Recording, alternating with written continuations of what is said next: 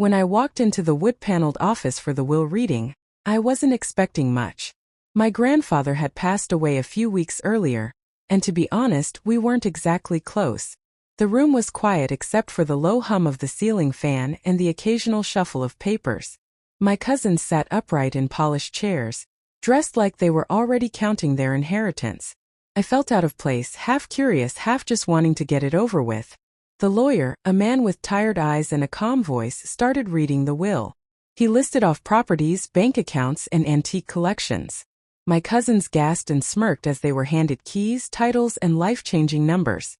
Then came my name. The room got quiet again, but not for long. "To my grandson," the lawyer said, pausing, "I leave $10. Laughter erupted. My cousins didn't even try to hide it. One of them nearly choked on a breath mint. I sat there frozen, feeling heat rise to my face. $10. That's all I got? I didn't even know what to say. But then, just as the moment was starting to sting, the lawyer cleared his throat and reached for a small envelope. "There's one more thing," he said, sliding the letter across the table toward me. "He left you this." Suddenly, the room fell silent again.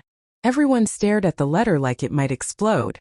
The laughter faded into confusion. I picked it up with shaking hands, not knowing what could possibly be inside.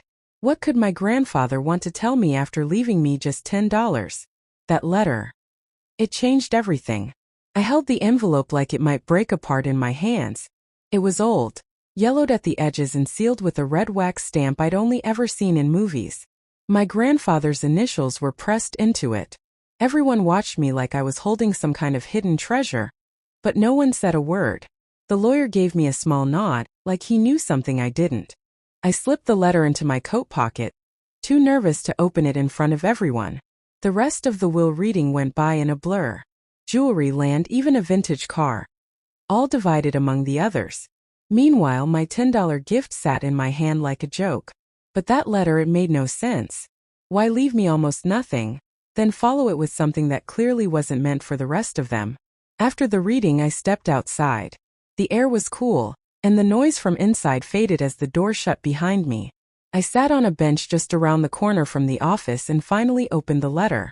Inside was a single sheet of thick paper, folded neatly, with handwriting I hadn't seen in years. My grandfather's. He always had this way of writing sharp, clean letters like he never rushed anything. If you're reading this, it means the others got what they came for. But you've got something more important. Something I couldn't trust with anyone else. I read it twice, my heart racing faster each time. There was no map, no instructions, just a short message, and a key taped to the bottom of the page. A small rusted key. What could it possibly unlock? Why me? And why now? Nothing about this made sense. I turned the key over in my hand, trying to guess what it could possibly open. It wasn't like any house or car key I'd seen before. Smaller, older, maybe for a safe or a drawer. My mind raced with possibilities. My grandfather wasn't a rich man growing up. Most of what he owned he built from the ground up. But he was also secretive. He'd always kept a private workshop in the back of his property. No one was ever allowed inside. Not even my dad. Maybe the key was for that. Later that day, while everyone else was out celebrating their inheritances, I drove to his old farmhouse. It had been locked up since his passing, and the windows were dusty with time. I stood at the edge of the porch, looking toward the overgrown path that led to the shed behind the house.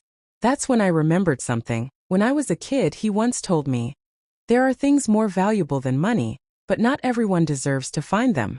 Back then I didn't understand. Now it felt like a clue. I reached the shed just as the sun started to dip.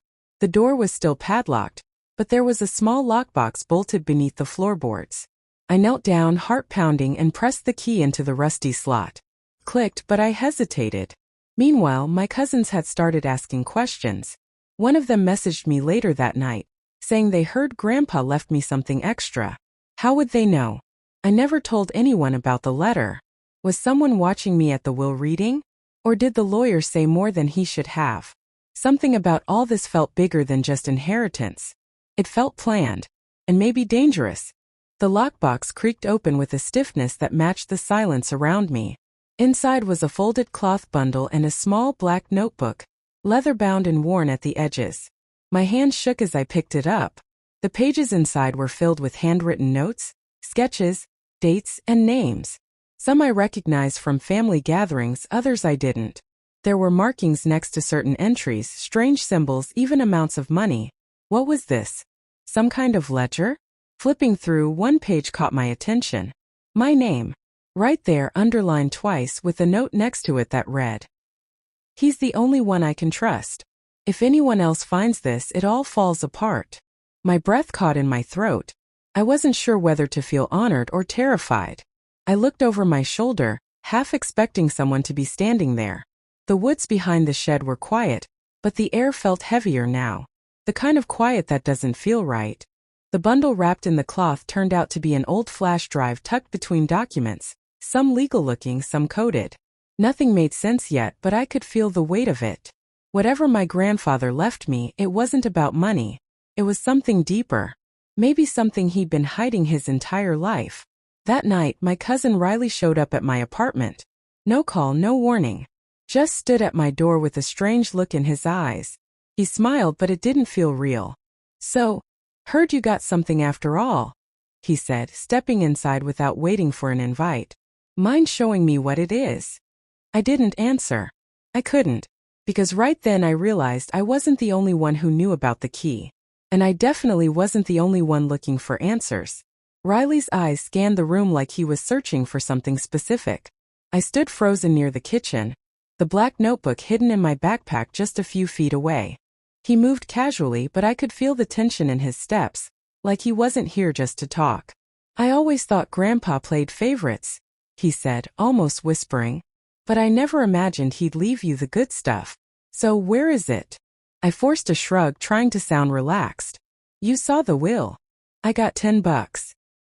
He let out a dry laugh, but his expression didn't change. "Come on. You really think I'm that stupid? You didn't even look surprised back there. And I know about the letter. You're not the only one he trusted with secrets." That stopped me cold. What did he mean by not the only one?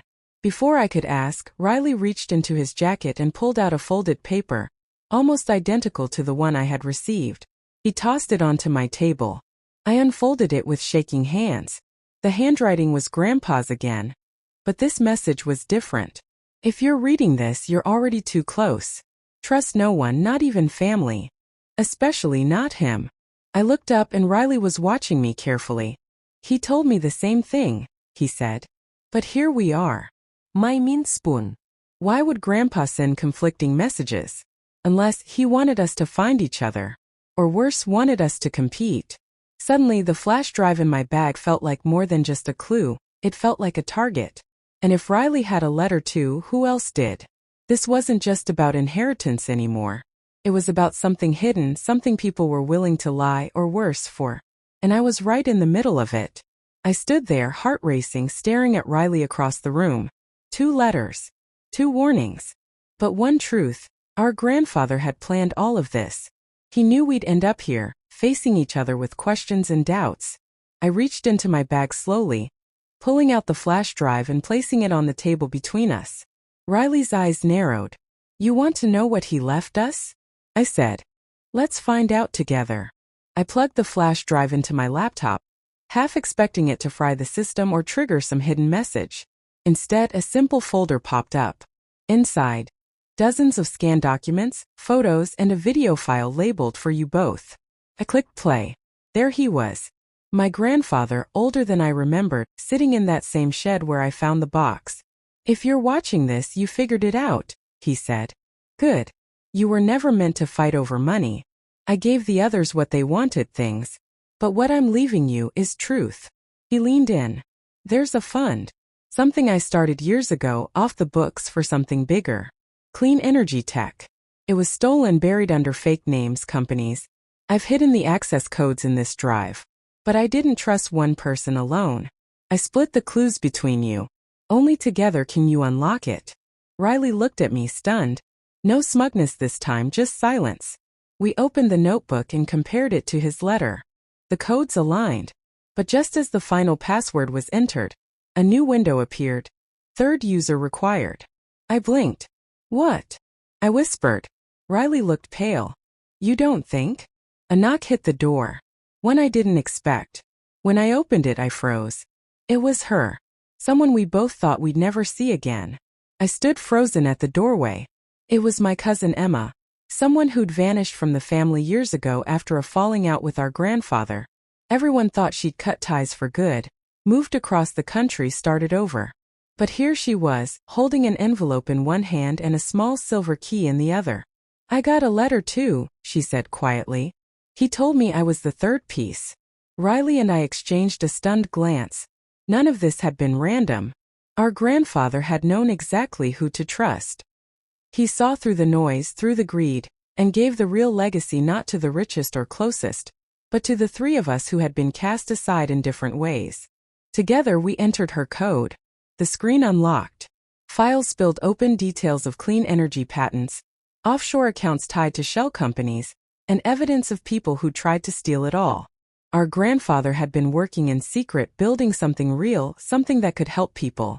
But he needed us to protect it. The inheritance wasn't money, it was responsibility. Over the next few weeks, the three of us worked together. We met with lawyers, verified documents, and contacted the right people. We shut down fraud, recovered assets, and slowly began to understand the depth of what he'd built. It was strange, sitting in the same living room where the whole story began, only now as partners. Family didn't look the way we thought it would. But somehow this unexpected journey had brought us together. Not just to share an inheritance, but to carry something forward. Looking back, that $10 joke in the will? It was never about the money. It was a test. And in the end, he gave us something worth far more than any fortune.